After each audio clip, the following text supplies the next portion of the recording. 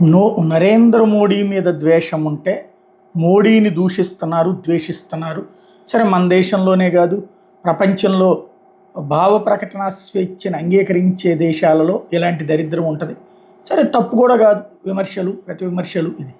సరే, నవ్వుకోవడాలు, మీమ్స్ ఇవన్నీ. కానీ ఒక విషాద ఘటన, అది కూడా వందల మంది ప్రాణాలు కోల్పోయినటువంటి ఘటన.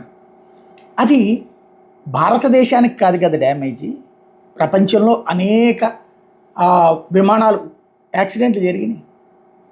బట్ అక్కడెక్కడా లేని పైశాచికత్వం, ఒక దరిద్రపు లక్షణం మన దేశంలో కొన్ని వర్గాలకే ఎందుకుంటోంది? సంబరాలు చేసుకోవడం ఏంటి? ఒక్కసారి ఇది చూడండి, ఎన్ని సంతోషపు వీచికలు. దీన్ని ఎలా చూడాలి? అసలు ఇలాంటి మనుషుల్ని వీళ్ళు మనుషులు అనాలా, పశువులు అనాలా? వీళ్ళకి రేపు పొద్దున వీళ్ళు ఏ పాకిస్తానుడో మన దేశం మీదకి దాడి చేస్తే, ఏ ఆఫ్ఘనిస్తాన్ మన మీదకి దాడి చేసి మన వాళ్ళని చంపుతూ ఉంటే ఇలాగే సంబరాలు చేసుకుంటారు కదా. ఇలాంటి వాళ్ళు అంటే వీళ్ళ సైకో మెంటాలిటీ వెనకాల ఉన్నటువంటి ఉద్దేశం ఏంటి? భారత్ మీద ద్వేషం. మరి భారత్లో ఎందుకు బ్రతకడం?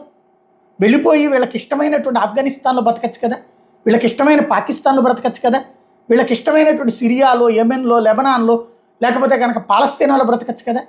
ఎందుకు ఇక్కడ ప్రజలతో, ఇక్కడ ప్రజల ప్రాణాలు పోతుంటే వికటాట్టహాసం చేసే వాళ్ళని రాక్షస జాతి అనకుండా ఇంకేమనాలా? ఇక్కడ ఇలాంటి ఇలాగా ఏదైతే సంబరం చేసుకున్న ప్రతి ఒక్కడు రాక్షసుడే.